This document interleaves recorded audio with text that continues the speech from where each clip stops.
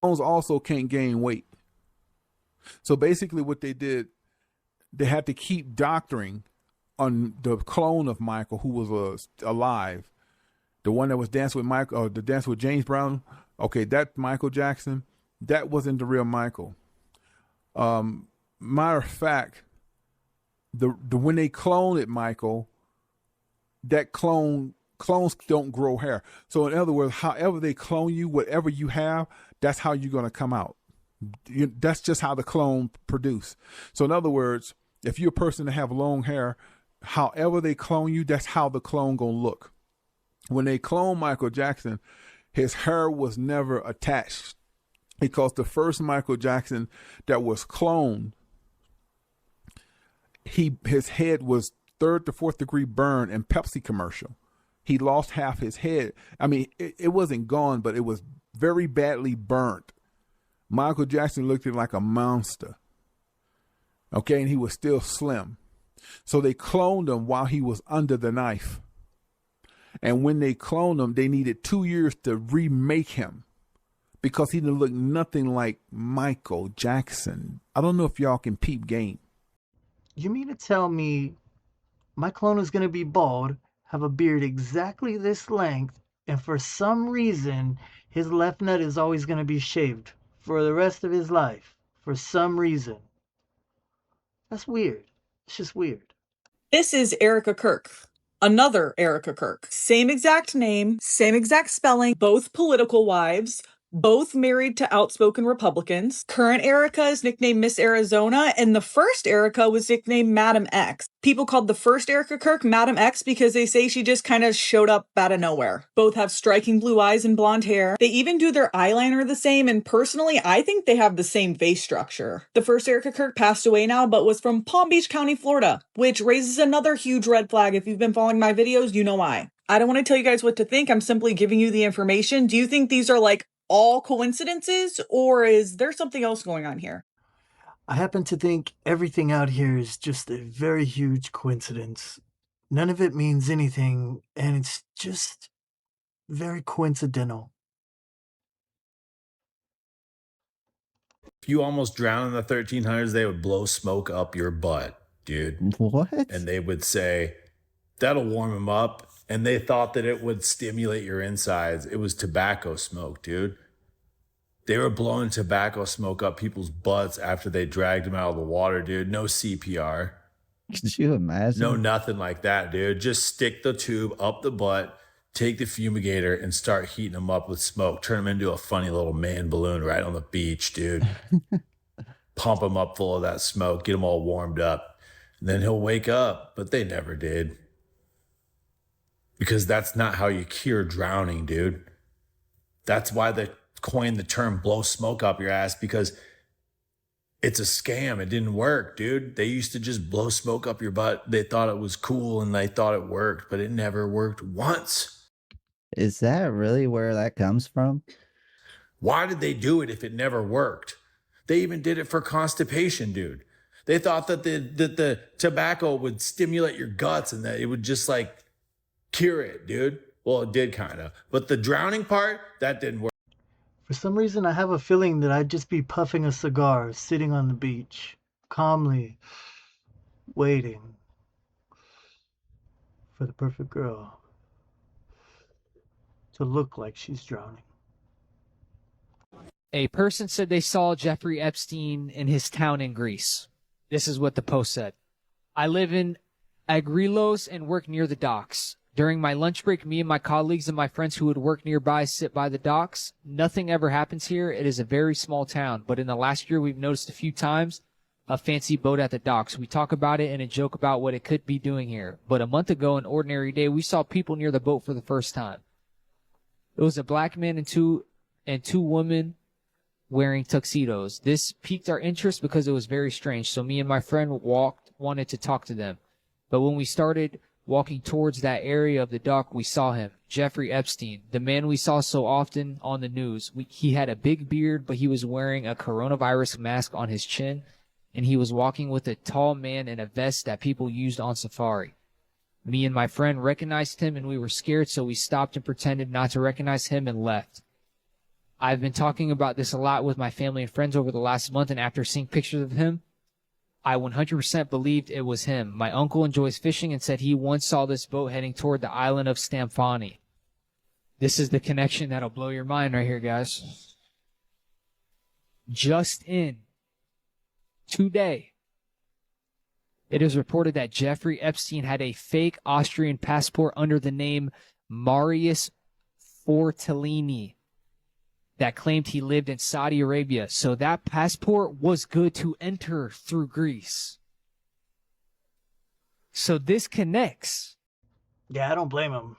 After the way they allegedly, nobody took care of him, right? Yeah. He committed sus. Yeah. Then I'd have been like, I would have turned cross-eyed immediately. I ain't seen nothing. And then have to start talking funny for like the rest of the week just in case. There's no way in hell I just caught this. Tell me if you guys see the same thing. This is Neil deGrasse Tyson talking with Joe Rogan. Tell me if you catch what I caught. My nose is about to grow. Tell me what happens to his nose. It grows when he laughs. Did you see that? Dad, my nose is about to grow, and if it grows... Man, he must have saw Jeffrey Epstein. Every camera you walk past that is integrated with AI systems increasingly can decode mental states. There's some really interesting research that we can plant false memories in the brain. People believing that they've been at Disney World with characters who are not Disney characters, taking photographs with those characters. Those products are hitting the market this year. What they will be capable of doing is very high-level brain state reading. Things like, are you tired? Are you paying attention? Is your mind wandering? Are you happy or sad? One of the emerging areas that's really interesting in law neuroscience is pain detection. And once we understand the circuitries that cause pain, I guess the question is, could we then instill pain and use that in many coercive measures in the legal system as well? We can pick up and decode faces that you're seeing in your mind. Simple shapes, numbers, your PIN number to your bank account. She said, can we instill pain and use them in coercive measures for the legal system? And they can implant memories, so they can add that to that and put some painful memories together. So they can break you down physically and psychologically. That sounds horrible. I don't know what's going to happen in the future, but I hope I'm on the right side of it. I know that sounds weird. I mean, I want to be able to say, I regret that I have but one life to give. But with them, you can have many lives to give. Ugh. Oh, wait, hold up. Is Trump about to end the Federal Reserve? Let's get into it. Because it's just been reported that the Federal Reserve Chair, Jerome Powell, is now under criminal investigation. So in short, this is from last summer where Jerome Powell met with Congress to get a budget approved for the renovations for the Federal Reserve. But Trump says, not so fast, you're cooking the books, which has now led to a full-blown investigation. On Friday, the Department of Justice served the Federal Reserve with grand jury subpoenas, threatening a criminal indictment related to my testimony before the Senate Banking Committee. What a time to be alive. You guys, if the Fed goes down, we are reshaping the face of America and the entire financial system as we know it. And it's already starting to take shape because Trump also says the credit card companies will be in violation of the law if they charge over 10% interest rates starting January 20th. And you guys, mind you, the current average credit card interest rate right now is 20 to 21%. And that's with a 700 credit score. But it doesn't stop there. So Trump also said he is banning all these major financial institutions from buying up homes. So like BlackRock, Vanguard, State Street, they buy up blocks of homes and re-rent them back to you at a premium. Which he states here, I'm immediately taking steps to ban large institutional investors from buying up single family homes, and I will be calling on Congress to codify it. I mean, the fact that over 80% of millionaires in America are made from real estate doesn't seem like a bad idea. And the fact that this guy who tried to take out Trump that one time, Thomas Matthew Crooks, was actually in a BlackRock commercial. So there's that. Now, if the Fed does end in the near future, it's just another telltale sign like this is a telltale sign because just quietly, Wells Fargo has just purchased $383 million worth of Bitcoin. But nobody knew. Then Bitcoin starts to take off, like now. Then the SEC removes crypto from its 2026 risk list. Are we seeing a... Does it look like everybody's stealing? Like everywhere you look, somebody's got their hand in the cookie jar? Man, I should have been a criminal. This is bullshit. Why am I broke? My taxes are doing nothing for me. I mean, there's potholes everywhere I look. This is bullshit. Donate at. No. I too will accept your money. I'll take your money. I'm not too proud. So the Super Bowl is going to take place on February 8th of this year, and this is going to be on the birthday of Eliphas Levi. Mind you, it's going to be held in Levi's Stadium. So it's Eliphas Levi, the French occultist, who's known for creating the iconic image of Baphomet. So think about how the Baphomet is used as the symbol for the Church of Satan. It's inside of a pentagram, which has 5 sides.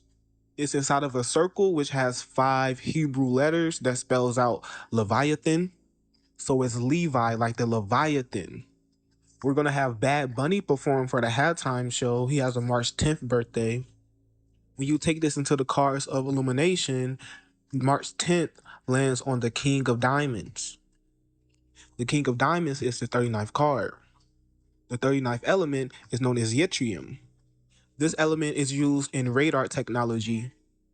The logo used for this element echoes the Warner Bros.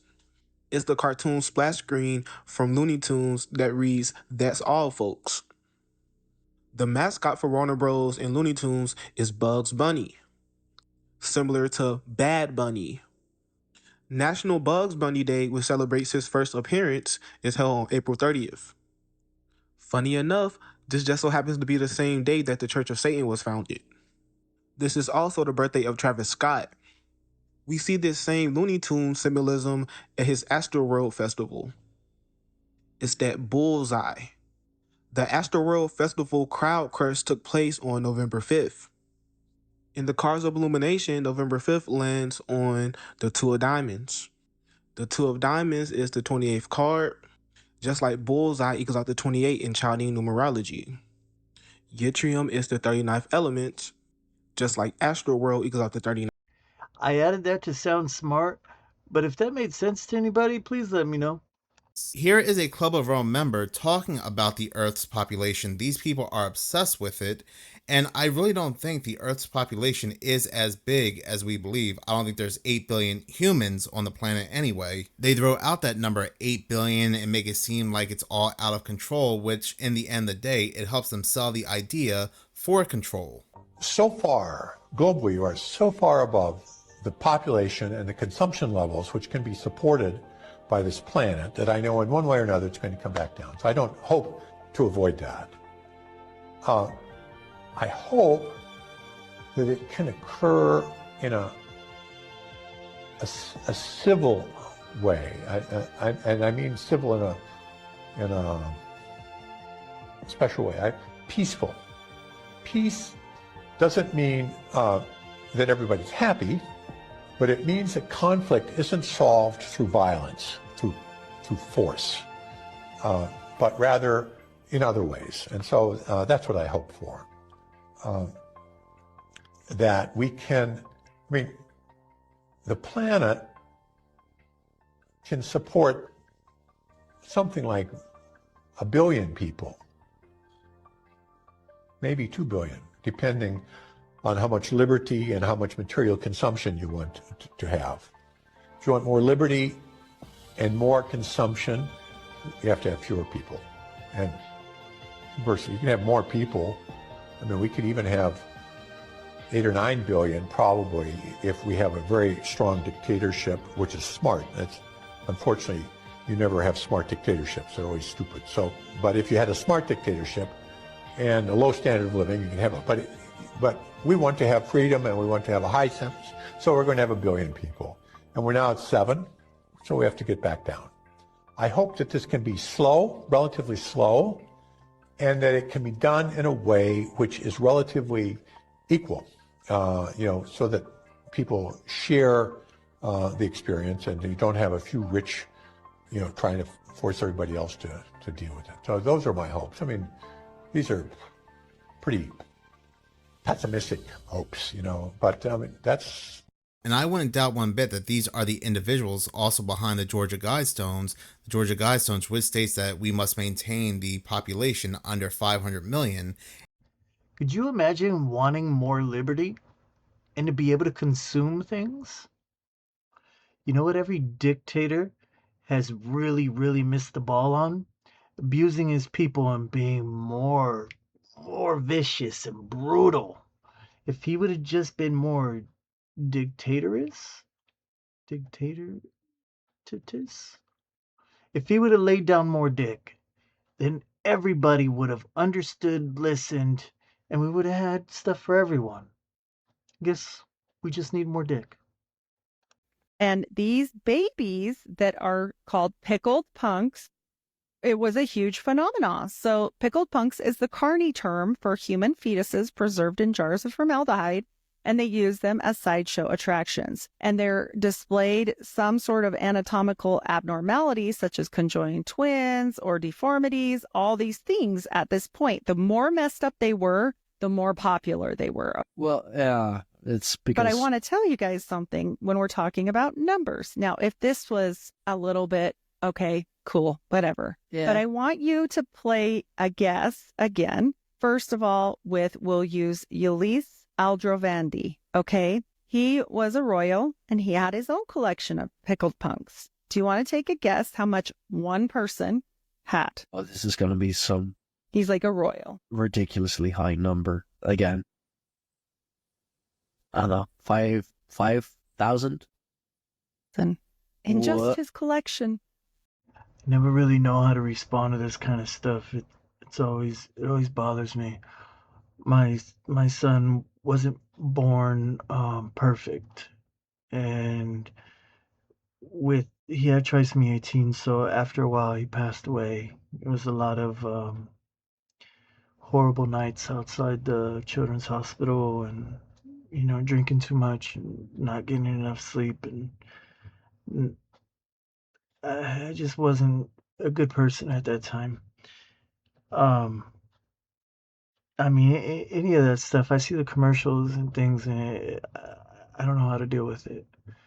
I couldn't imagine having this kind of stuff around, just jars like that. It's weird to me. I guess everybody is who they are, and the things that happen to us affect us the way they do. Everyone's different. Yes. His name is Offshoot 1008, and he does some amazing painstaking work. His belief is that there is a technology that they use in their hair and they put on their skin, and that essentially allows them, a bit like a chameleon, that's how chameleons are able to change. So it's a real thing. These reptiles are already doing it. So if we took it a step further, why wouldn't a reptilian race have the ability to shapeshift as well using this liquid crystal technology?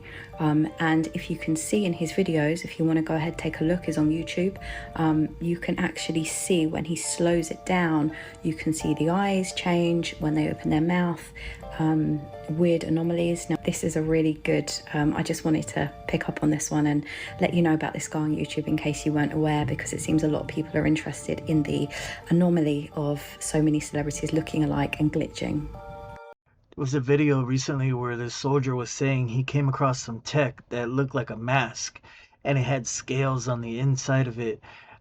He explained it, went into detail. This is all allegedly. I mean, I don't know if it's true or not, but he just said it was more advanced than the stuff that we had, and he had never seen it before.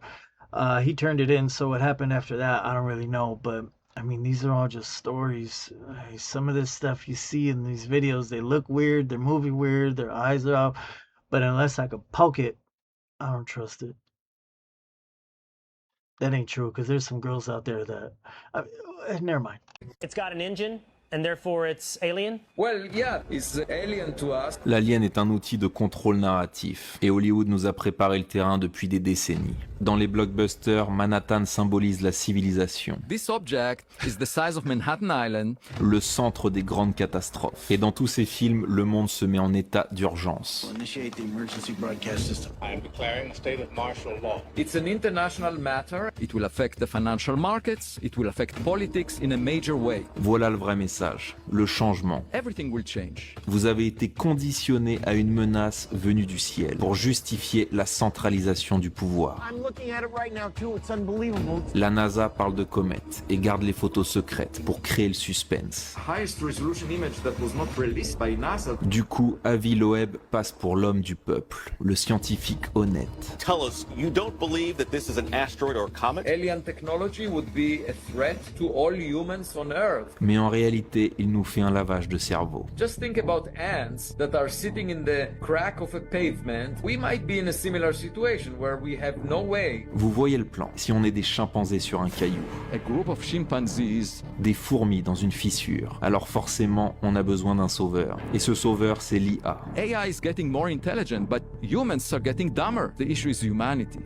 Parce que l'alien ne vient pas du ciel, il est ici. Okay, so we need to be kind to AI. We should not unplug them. C'est le système lui-même, la Big Tech et tous ces visages sans âme. Ils ont inventé leur version du cosmos pour que l'humain se perde. On this rock that we call our home at the Earth. Et une fois qu'on est perdu, ils reviennent nous tendre la main avec leur solution technologique. Encore une mise en scène codée. Un agent ICE tire 3 balles à 3333 Portland Avenue, au niveau de la 33e rue. Et il passe devant un tyrannosaure, symbole du tyran. En face, on a le numéro 3332. Et le lendemain, à Portland, Oregon, le 33e état, un autre agent tire sur un homme de 33 ans et une femme de 32 ans. René a 3 enfants, 15, 12 et 6 ans, 33. L'agent a déjà reçu 33 points de suture. 33 stitches in his leg, so you think maybe he's a little bit sensitive? Dans la symbolique maçonnique, 33 marque la renaissance, comme le prénom René en français. Et la scène se situe à quelques blocs de celle de George Floyd, parce que c'est la suite logique. Le choc émotionnel crée les protestations. On descend dans la rue et le chaos produit sert ensuite à justifier le changement vers un état policier à la Hunger Games. Parce que sans chaos, pas de nouvel ordre. ICE, c'est le froid, la machine sans empathie. Exactement comme l'univers de la saga. Trump, c'est Snow, celui qui transforme la violence en spectacle. Et il a même annoncé les Patriot Games. We'll host the first ever Patriot Games, one young man and one young woman. Dans le dernier film, on voit les architectes du jeu, avec le logo maçonnique, des professionnels de la mise en scène. The older I get, the more I realize they will give you a problem or create a problem themselves, allegedly, and then give you the answer. Tell you this is what's going on, and then so-and-so did it. It wasn't me, but it was still part of their group. It was still part of the same engine. They're all trying to drive us in the same direction. The more I look around, the more I notice, like, you know, as above, so below. It's more like as outwards, so inward. I start to pay attention to the whole, wow, that sounds like what's going on with me right now, or that really sounds like some issues I'm having, and yet I see it in the world. It's almost like a teleplay, you know, television. I wish I could understand it better, and I almost wish I could write it down, talk about it, and people with like minds could come together and we could figure it all out. If only there was a place we could do that at. If you guys figure that out, let me know, yeah? Did you know there are tunnels under Salt Lake City built by the Mormon Church? The first written mention came in 1889 when John Nuttall described a tunnel between the Salt Lake Temple and its annex. By 1911, a man named Gisbert Bossard claimed he'd dropped into a tunnel on temple grounds that connected to the Sharon Building and even Hotel Utah. Since then, stories have grown. Some say tunnels link the temple to the church office building, the conference center, and the genealogical center. Others describe them as wide, ventilated, even carpeted, not dark or creepy at all. And it doesn't stop there. Some locals claim the network stretches even farther, as far as the Grand America Hotel, all the way up to the Utah State Capitol. And it's not just the church either. The city-county building, the library, and utility systems also have underground passages running beneath downtown. So are they real? Yes. But just how far they stretch remains part fact, part folklore. If you've ever been in one or know someone who has, drop a comment. I want to hear your story. So before, I would have said you're crazy. Can't happen. No way. And then there was this guy in Brooklyn. And he thought the same thing. His weird chantings, there was songs going on, it sounded like Hebrew. People were playing with dreidels and losing, and you could hear them crap, and because they were playing it. And yeah, everybody called him racist and said, "What kind of a jerk are you? Bagels and lox smell delicious. What's your problem?" And it turns out that they were digging tunnels, doing all kinds of weird rituals and trying to bring their Messiah back, and not Jesus, and a lot of weird stuff, a whole lot of weird stuff. So yeah, and you ask the U.S. government about dumb, they will tell you the deep underground munitions bunkers where they are trying their hardest to make sure that they will survive something. But the Bible says it's dumb and they won't survive it, so I guess they took it literal. There might be a cure for Down syndrome because scientists have discovered that restoring a specific protein could rewire the brain in Down syndrome individuals in a way that restores them to normal. And this research is just downright shocking. So if you want to read the actual paper, it's this very wordy one here, and we're going to be talking about pleiotrophine quite a bit. And we're also going to be talking about the fact that several Down syndrome features are actually linked to a hyperactive antiviral immune response in the brain.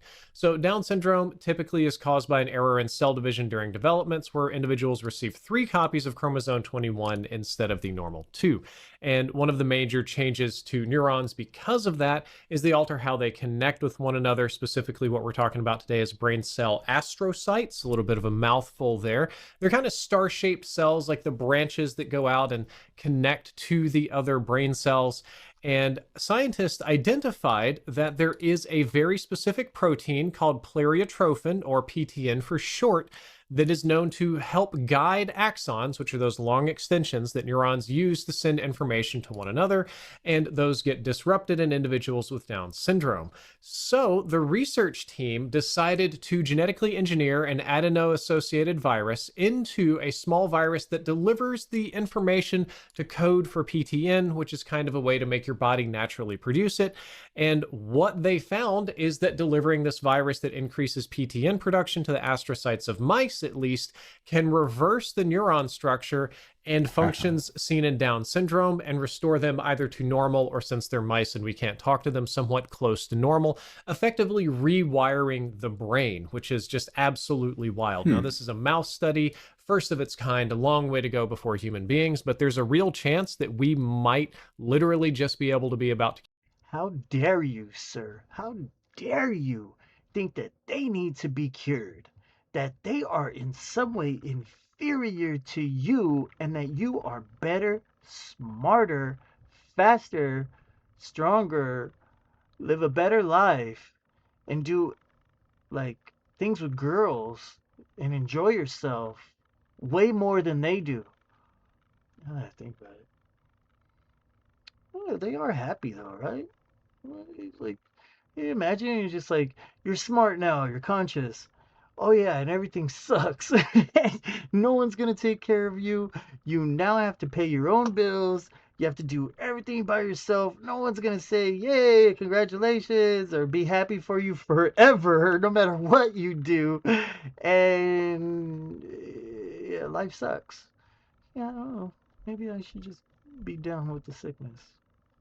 Robin Williams left his entire net worth to his 3 children, but they were not able to access it until 1, they turned 25, 2, they finished college, and 3, they work at least 1 year making less than $30,000 a year at a real job. The clause in his will actually read, "I don't want my children to know wealth before they know struggle. Money I earned easy, respect they must earn hard." His daughter Zelda worked at a coffee shop for a year, made $25,000 $1,000 and then finally got her inheritance. She posted on social media in 2024 saying, "Dad made me wait 10 years. Best thing he ever did. I know who I am now. The money didn't define me." Literally half of all Nobel winners have a father who is among the richest 5% in their birth country.